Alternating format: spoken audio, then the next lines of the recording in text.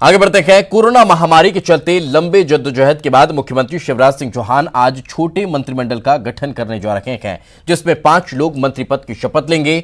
इसमें बीजेपी से 3 नेता और सिंधिया समर्थक 2 नेता शपथ लेने जा रहे हैं। कोरोना संकट पर काबू पाने और लॉकडाउन हटने के बाद अगले महीने मंत्रिमंडल का विस्तार होने की संभावना जताई जा रही है।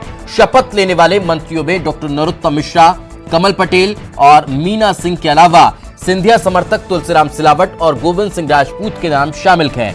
मंत्रिमंडल के गठन में सभी क्षेत्रीय और जातीय समीकरणों का ख्याल रखा गया है। दोपहर 12 बजे राजभवन में शपथ समारोह का आयोजन सादगीपूर्ण तरीके से किया जाएगा। कोरोना संकट के चलते सोशल डिस्टेंसिंग का पालन करने को लेकर विशेष एहतियात बरते जा रहे हैं। मुख्यमंत्री शिवराज सिंह चौहान की शपथ के 29 दिन बाद उनके मंत्रियों को शपथ दिलाई जा रही है।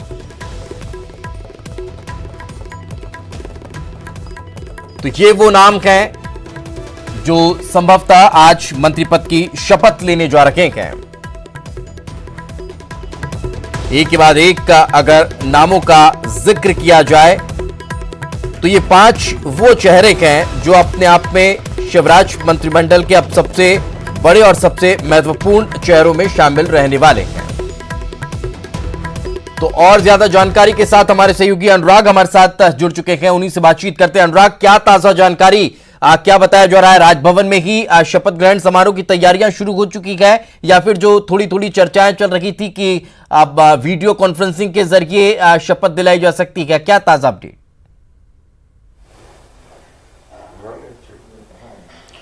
देखिए, बिल्कुल पहले ये खबर निकल कर आ रही थी कि वीडियो कॉन्फ्रेंसिंग के जरिए ही शपथ दिलाई जा सकती है, लेकिन अब खबर इसी बात को लेकर है कि राजभवन में तैयारी कर ली गई है, क्योंकि मिनी कैबिनेट है और इसमें 5 चेहरों को शपथ दिलाई जानी है। तो सोशल डिस्टेंसिंग के तहत ही राजभवन में इस कार्यक्रम को आयोजित किया जाएगा। सादा समारोह होगा और मीडिया को भी इस कवरेज के लिए अनुमति नहीं होगी। तो कोशिश इसी बात को लेकर है कि कोरोना वायरस के संक्रमण के चलते जो मिनी कैबिनेट का गठन किया जा रहा है उसमें भी तमाम उन गाइडलाइनों का पालन किया जाए जो केंद्र के द्वारा जारी की गई है। और सबसे बड़ी बात है कि जिस तरीके से खुद मुख्यमंत्री शिवराज सिंह चौहान बीते 28 दिनों से पूरी बागडोर संभाले थे, अब उस कामों में किस तरीके से तेजी लाई जाए, इसको लेकर 5 चेहरों को मंत्रिमंडल में शामिल किया जा रहा है और महत्वपूर्ण जिम्मेदारी उनको दी जाएगी। स्वास्थ्य और चिकित्सा शिक्षा ये महत्वपूर्ण महकमा है जिस पर सबसे ज्यादा फोकस सरकार को करना है। फाइनेंस एक दूसरी बड़ी चुनौती है जिसको लेकर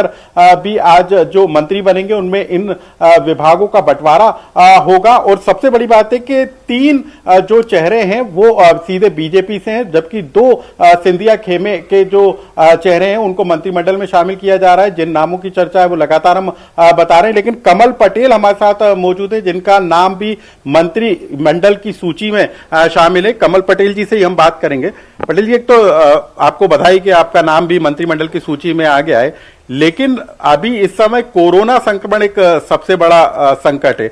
इस बीच में मिनी कैबिनेट किस तरीके से काम कर पाएगी, सबसे पहले तो वो बताइए, और क्या मंत्रिमंडल के गठन को लेकर कवायद हो रही है?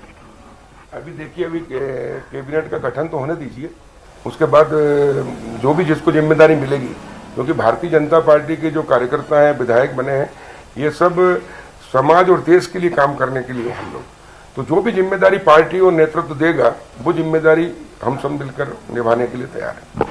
कमल जी, एक और बात, क्योंकि आप इससे पहले मेडिकल एजुकेशन मिनिस्टर रहे, राजस्व के भी मंत्री रहे, तो ये दोनों महत्वपूर्ण विभाग है और इस समय सबसे ज्यादा जो जरूरत महसूस की जा रही है वो स्वास्थ्य मंत्री और चिकित्सा शिक्षा मंत्री की जा रही है।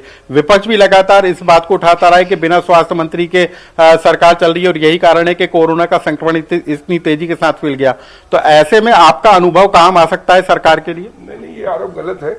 हमारे माननीय मुख्यमंत्री शिवराज सिंह जी चौहान जो लगातार 13 वर्ष तक मुख्यमंत्री रहे, अनुभवी हैं, मेहनती हैं, 24 घंटे काम करने वाले हैं और उन्होंने बखूबी मध्य प्रदेश में पिछले 1 महीने में, जब से उन्होंने 23 तारीख से शपथ ली है, शायद 1 घंटे के लिए भी नहीं सोए होंगे और पूरा मोर्चा संभाले हुए, और उन्हीं के कारण पूरे प्रदेश के अंदर कंट्रोल है।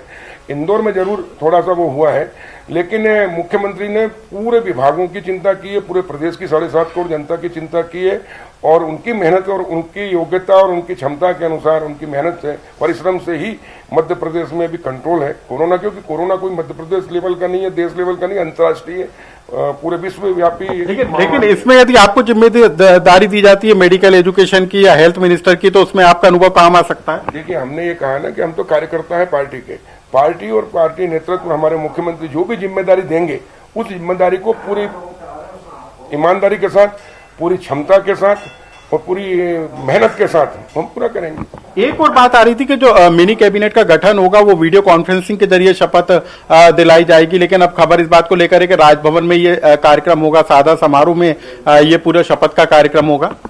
देखिए, ये तो हमारे माननीय मुख्यमंत्री जी और महामहिम राज्यपाल महोदय जो तय करेंगे उसके अनुसार होगा। इस बार कोई जश्न भी होगा ऐसे में? क्या आपको लगता है? कोई जश्न नहीं, इस समय हम सबको मिलकर 7.5 करोड़ जनता को मिलकर कोरोना से लड़ना और कोरोना को हराना है। इस प्रदेश से, इस देश से और पूरे विश्व से कोरोना खत्म हो, बस यही हम ईश्वर से प्रार्थना करते हैं। उसी के लिए हमारी जिम्मेदारी एकमात्र कि हम कोरोना से किस प्रकार सब मिलकर लड़ें और उस पर विजय प्राप्त करें और जनता को सुरक्षित रखें। कमल जी, एक और सबसे बड़ा सवाल है कि इस कैबिनेट में उन बड़े नेताओं की कहीं अनदेखी निकल कर आ रही है। गोपाल भार्गव, भूपेंद्र सिंह जैसे बड़े नेताओं को इस बार मिनी कैबिनेट में जगह नहीं मिल पा रही है। नहीं, देखिए, अभी तो कैबिनेट का गठन हुआ ही नहीं है। अब कैबिनेट का गठन होगा और जितने लोगों को लेंगे, अगर मान लो 5 लोगों को लेते हैं तो कोई ना कोई 5 कार्यकर्ता ही होंगे, भारतीय जनता पार्टी के विधायक में से लिया जाएगा। उसके बाद में फिर विस्तार होगा, फिर लेंगे। तो ऐसा कहीं नहीं है। मैं कह रहा हूँ ना, भारतीय जनता पार्टी में हम लोग जो काम करते हैं वो देश और समाज और के लिए काम करते हैं, अपने लिए नहीं।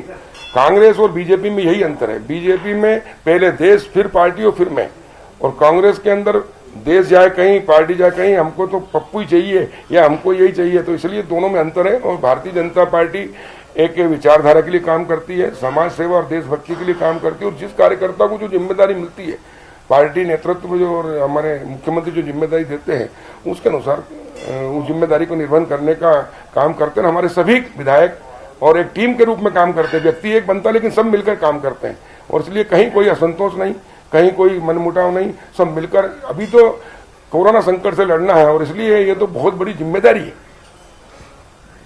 तो बिल्कुल कमल पटेल जी हैं जिनका कहना है कि पार्टी जो उनको जिम्मेदारी देगी उसको निभाने का वो काम करेंगे। और मिनी कैबिनेट की बनाने की जो कवायद है वो इसी के तहत है कि कोरोना संकट से किस तरीके से उबरा जाए, जो महत्वपूर्ण जिम्मेदारियां हैं उनको किस तरीके से अलग अलग बांटा जाए ताकि उसको कंट्रोल में किया जा सके। लेकिन सबसे बड़ी बात यह भी है कि खबर इस बात को लेकर थी कि सिंधिया खेमे के भी जो चेहरे हैं उनको ज्यादा से ज्यादा कैबिनेट में जगह मिल पाएगी। 2 चेहरों को जरूर शामिल किया है। और जो खबर निकल कर आ रही है कि जो कैबिनेट का गठन होगा उसमें न सिर्फ जातीय संतुलन साधने की कोशिश की जा रही है, बल्कि जो क्षेत्रीय संतुलन है उसको भी साधने की इस बार कोशिश हो रही है। जी बिल्कुल। चलिए, बहुत बहुत शुक्रिया आपका इस तमाम जानकारी के लिए, हमारे साथ चर्चा में जुड़ने के लिए। वक्त एक छोटे से ब्रेक का है, ब्रेक के बाद जल्द लौटते हैं।